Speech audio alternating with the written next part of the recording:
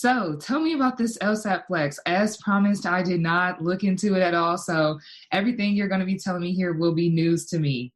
Yeah, sure. Happy to share thoughts on it. And it's new to a lot of folks, given that LSAC just announced it on Tuesday night. They dropped that bomb that it's going to be online specifically for people who were registered for the April LSAT, because the April LSAT, unsurprisingly, had to be canceled. No way they could do that in person. So putting it online for now is a substitute measure temporarily, just to help applicants and law schools get some more people with good LSAT scores to apply for this cycle finishing up now. Right. Crazy. So when is the next LSAT after the April? Is it in May or is it in June, or supposed to be scheduled for? Yeah, so the online LSAT-Flex is going to be mid to late May. They haven't given an exact date yet. Okay. And that's in part because it's not going to be only one date. They can't have potentially tens of thousands of people taking it all at the same time, given the proctoring needs and maybe system limitations as well. So the next LSAT that was scheduled to be in person after the April one is June 8th. Okay. So June 8th is the next official one, and then upcoming one, the LSAT. So tell me about the Flex. I would love to know. Yeah, so the Flex, it's a great name, by the way. There have been lots of jokes about the name, of course. I'll try to refrain. So that is basically going to be online from home, like the LSAT writing sample currently is. They made that change last year. And so it'll be a similar setup. You're on your own device. It'll be a laptop, Windows or Mac. They'll monitor you like with the LSAT writing, with a webcam and a microphone for security purposes. They'll record all of that. They will have a proctor watching you live for part of it potentially. And they will also use AI, spooky, to monitor you for where are your eyes going. So they're tracking your eyes. They're tracking where you're looking. If they're like your cat jumps into the picture for a second and you tell your cat, quiet down, move to the side, I'm busy right now. They'll be looking into all of that just to make sure for security. Okay. I mean, so what immediately jumps to my mind, and you may or may not have the answer to this just because it's so new, but privacy concerns, have they addressed that at all? They say that basically don't have anything bad on your screen, obviously. They're able to look at your screen. You shouldn't have other stuff open. They can't peek into your hard drive.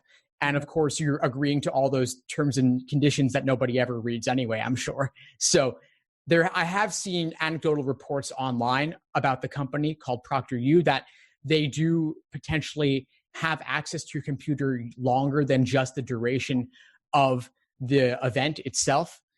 And I think with any program, like look at Facebook, look at Zoom, they're oftentimes doing things in the background we're not always aware of. I don't expect they will be peeking in. They have no interest, I would imagine, but I could see folks having a concern. So maybe if you have multiple laptops, you wouldn't want this to be on your primary laptop, but I think most of those concerns probably aren't warranted unless some employee goes rogue. I don't think that the company as a whole is looking to peek into people's private stuff. Right. Let me think. There's another angle on this I should mention too that's even more exciting and I think ripe for discussion, which is that the LSAT-Flex is going to be 3 sections, not 5, like it's been for in-person. What? Yeah. So next question. Tell me about the scoring. So will the scoring still be the same out of, is it 180 or how does that work? It'll still be out of 180. The intention is that your results on LSAT-Flex should be comparable to results on the in-person LSAT. Law schools should be able to evaluate candidates or applicants with LSAT-Flex scores just like they would with the in-person. So a 175 on LSAT-Flex should be considered the same as 175 traditional. Now, how do they deal with this? You're doing 3 sections, not 5. They're doing their complicated analysis, test equating. They're using questions of comparable format, comparable difficulty. The biggest thing, though, is that there is only going to be 1 section of logical reasoning rather than 2. So 1 games, 1 reasoning, 1 reading comp, rather than 2 logical reasoning. And so that's raised a lot of questions around how things will be weighted. Will logical reasoning be given half the importance, or will it only get 1/3? That's still an open question. LSAC has not answered, and we're hoping they will by next week.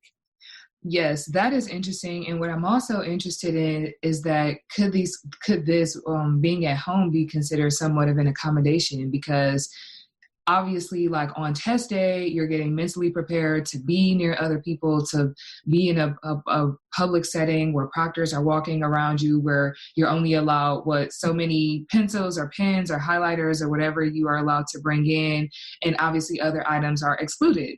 But now that you're in your home, this is a completely different atmosphere. And even if the AI watches your eyes and the proctor is watching you, I think just being at home since it's a different type of testing format, may or may not have advantages or disadvantages to being in a public setting where it's relatively, library quiet.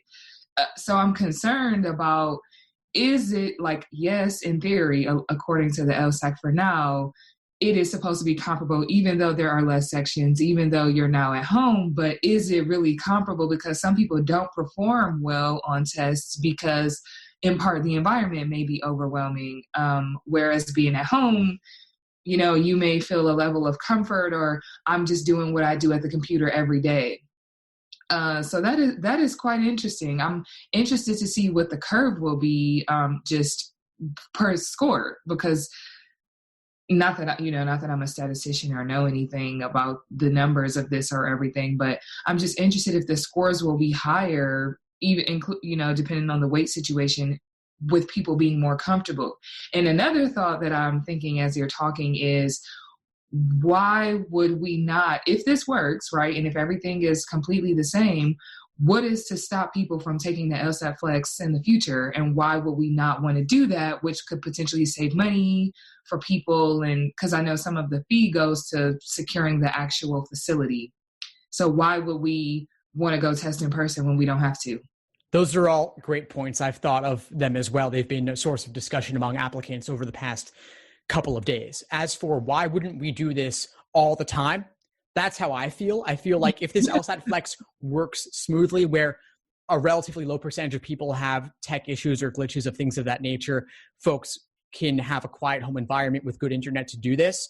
I don't see why LSAC shouldn't do that all the time and get rid of in-person testing altogether with very limited exceptions. Mm-hmm. I think it would definitely save LSAC money. And theoretically, I suppose if it saves them money, they should pass some of those savings on to students. Right. Do I see that happening? I wouldn't hold my breath. But from a convenience factor, I think that would be really nice. LSAC has indicated that they only want to do LSAT-Flex as long as the quarantine situation warrants it. Okay. But it still is an open question. And I suspect that over time, the more LSAT-Flex administrations that occur, like if the June in-person LSAT is canceled, which I think it also will be, then that will be another LSAT-Flex. The more times they do it, the more that becomes the new normal. And then people will say, why should we ever go back if we figured it out this well to this point? Mm-hmm. So I do expect over time, like I can't see that 20 years from now, will people be doing the LSAT in person? I don't see that. I don't see the reason for it. Again, convenience, logistics, and all of that. As for the factor of, is at home testing a smoother environment? I think for a lot of people it is. If you can get your roommate, your significant other, your kids, your dog to all leave you alone for 2 hours to do the online LSAT, that should be a good situation compared to proctors physically walking around, other test takers shuffling around and sneezing or coughing, which normally would have been mainly just an annoyance. Now you're going to be worried, am I going to catch something from this person if they're coronavirus, right? Going to start cutting the grass in the middle of it. Like, is the police sirens going to go off if if there's or emergency sirens? Yeah. Do you have children? Like, I'm interested to see how this turns out, but if the numbers are skewed towards higher scores, I'm just wondering if I'm an applicant that tests, let's just say, lower on the in-person score, I'm going to feel like that's unfair. Totally. I know that I'm going to feel like that's unfair, regardless of whether it is or not. I'm just going to feel like they had less sections. And why are there less sections? Like, why is that? That's a great question. So the reason is that, in part, proctoring. If they have all these proctors monitoring all these students and they have to look at every single individual student, the duration of the exam adds cost and logistical issues for the company that provides this online test security, ProctorU. They also do the GRE and GMAT, which recently moved at home, aka online.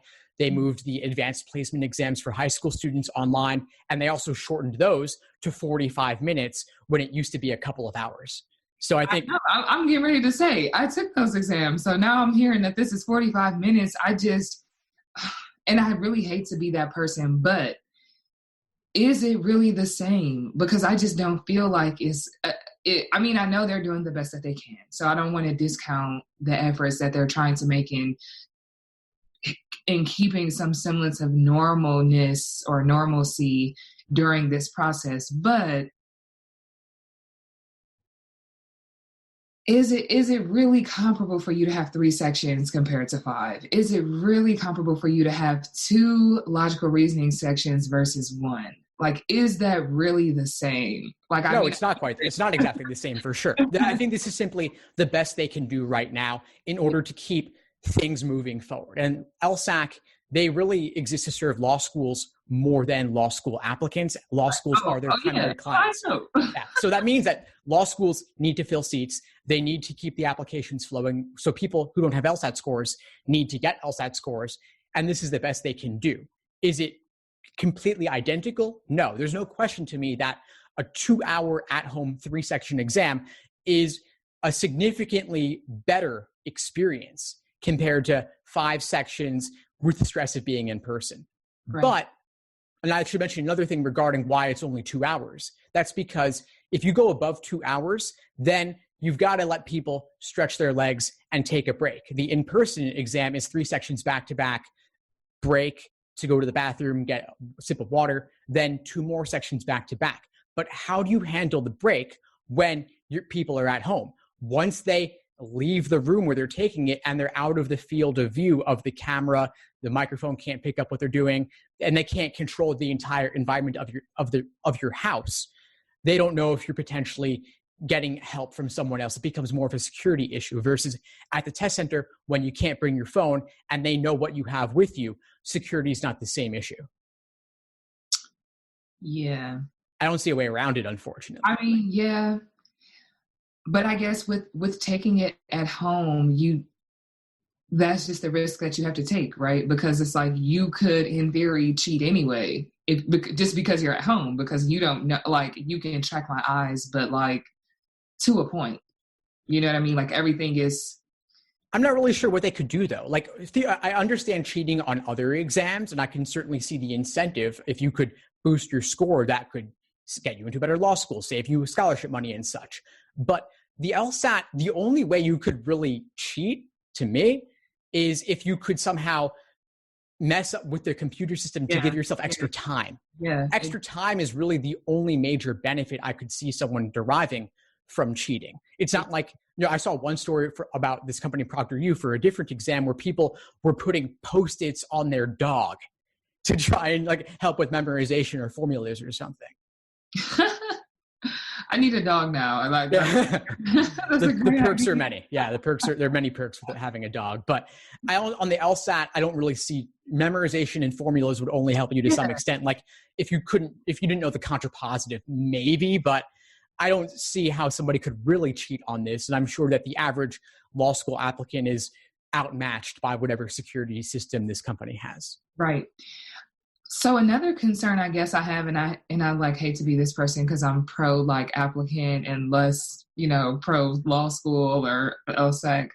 But I'm just concerned about, let's just say the tests are not comparable, right? And if the data is skewed upward or if it's skewed lower, however the scores are, I wonder what effect that will have on the law students' potential in law school. And obviously potential is not always directly tied to the LSAT score, right? Because there are many students who don't test well, who do exceptionally well in law school. And then there are people who test really well and then they don't do as great in law school. And the LSAT, in some measures, is supposed to be a measure of how to predict that. I'm wondering, does it set someone up for failure, more or less, if it is not an accurate measure with the tools that we have been previously using? Because I would hate for it to be like the test was easier, right? Just because of the nature of the quarantine. And then now you get to 1L and you're like, was this a waste of 50 grand? Because it really didn't do the intended purpose is to measure how ready or prepared you are to go through this 3 years, right? So that is the goal. Are we potentially doing a disservice to students by allowing this? That's a great question. If the results were significantly different in either direction, I think that would call into question the integrity of the entire exam being administered online in this new format. But I personally have a lot of faith in LSAC's commitment to maintaining the integrity of the exam and the validity of the scores that result from it. And if the results, if they didn't think they could pull it off, I don't think they would do it. They're really sticklers about the data. And that's part of why it traditionally takes 3 weeks to get your score back, because even though they've pre-tested the questions and done all their analysis to make sure that this test form compares to other previous test forms, they still take 3 weeks afterwards to make sure that students performed on the widespread administration as expected. And they could do it a little bit faster, I'm sure. And they're actually, for the LSAT-Flex, they're going to do it in 2 weeks rather than 3, in part because law schools really want those scores so they can consider applicants. Yeah. But even if there's a mild variation, LSAT can simply adjust the raw score conversion. Like if people do 3 points better on average, they can just adjust how many questions you need to get correct to get a 170, for example, to be slightly more. Also, for some folks who take time to get warmed up, 3 sections might not be enough. Maybe they do better on sections 4 and 5. And then in that case, I would recommend those students do a warm up. So I think it's kind of balanced. There's pros and cons on all sides, just like there have been pros and cons for the in-person. Like some people are really distracted by others in an in-person environment, others aren't. And so this kind of flips that advantage around a little bit. So I think ultimately things are moderated in both directions. Maybe it'll skew more one way this time than another, but I think a lot of it will cancel out. And then this is also a good pilot for LSAC because this is not an open registration exam for this May LSAT-Flex administration. I was just going to ask that. It's only for people who were previously registered for the April LSAT in person. You can't, like anybody listening to this now or watching this who wasn't registered can't just sign up for it. If you register for June though in person and that's canceled, then I think many more people will take the replacement exam as the LSAT-Flex online for June. And then it'll be a larger pool of people for them to do further analysis. So in your, I know that you have done only what you can only see what they have put out, what LSAC has put out. Will people be able, if they don't do as well as they want to on this LSAT-Flex exam, how will it be for them to take a retest? Will it be like an automatic retest or maybe some type of discount because they took it online with different circumstances, or how does that go, if you know? From what I understand right now, if you take the LSAT-Flex and you want to retake, you'll be paying the $200 like anybody else to register for a future LSAT. But if you were registered for the April LSAT in person, and since that got canceled, switched online, and you don't want to do the LSAT-Flex, you don't have to. They're giving you a coupon where you can register for any LSAT between now and next April 2021. Wow. And I'm sure if you say none of those works for me, I just want a refund, I'm sure they'll give you a refund as well. They're not looking to keep people's money for one test administration if you didn't sign up for that circumstance. Right. Okay. This all sounds really promising. I am slightly biased just because I'm a better in-person taker than a computer user. So I am, maybe biased in my questioning, but it does sound really promising. And it's good to hear that the LSAC is trying to make it work. Whether it will work remains to be seen, but at least they're trying. They could just shut down, and that would stress a lot of people out, like, especially if you're a person who's been paying for tutoring or you have taken time off of work or following some of your study schedules and really putting in the work and the time commitment. It's good to hear that you will have an opportunity to show your stuff. So hopefully that works out. I really am interested to see what the results will be, what the report will be. I'm sure they'll have some type of user feedback survey to ask about how the test administration was. And I'm interested to see how they will handle certain new challenges. For example, like people with connectivity issues or cheating. That might be a big thing. There are always new ways to cheat. So I'm interested to see what the war stories will be about that, whether people will, put Post-it notes on their wall, or I don't know. I'm interested to see. I'm looking forward to the scores with the LSAC reports and the ingenuity of the applicants and what the data will show. So what are your thoughts about it? Yeah, I mean, I'm excited that they're doing this. I wasn't expecting them to get it out so fast. I knew they would have to move it online if they wanted to remain in business and remain relevant. And I thought maybe they would do it by June or July, the earliest. So I'm pleasantly surprised that they've got this going out for mid-May. They've really sped up a lot, especially with the new leadership over at LSAC in the past couple of years. They've done a lot to be more student-friendly and to move a lot more quickly and bring themselves into the 21st century. So I'm really excited that they've got this going on. I don't think it will be perfect in the May administration. I'm sure there will be some tech issues at the very least, but I think each LSAT-Flex administration will get progressively better. And I'm also glad that they've contracted with ProctorU, because ProctorU at least has some experience administering other online exams. So it's not like LSAC is trying to do this all in-house, which I don't think they would be well equipped to do. I'm glad they've brought in some people who have at least some experience. Obviously, things don't always go perfectly. Luckily, if there is an internet connectivity issue, they do save your work and pause it so you can still resume. I think if you were out of internet for 2 hours, they'd probably cancel your exam, like if the power went out. But if it's like a minute or two, I'm sure it'll be fine. But yeah, I'm just glad that they've got this going. I'm glad they're being more student-friendly and student-responsive. There's always room for improvement, and I'll keep calling them out on that when I think that they're falling short. But I'm glad to see them taking action on this, and I'm excited for students to take what will, for most at least, be a more comfortable testing situation. 3 sections, not 5. And at home, I think, for most people is going to be a more pleasant test day experience. Right. That's super exciting. It really is. It seems like forever ago when I was an LSAT taker and, having all the butterflies and the jitters about taking it. But it's nice to see that they'll offer this from home.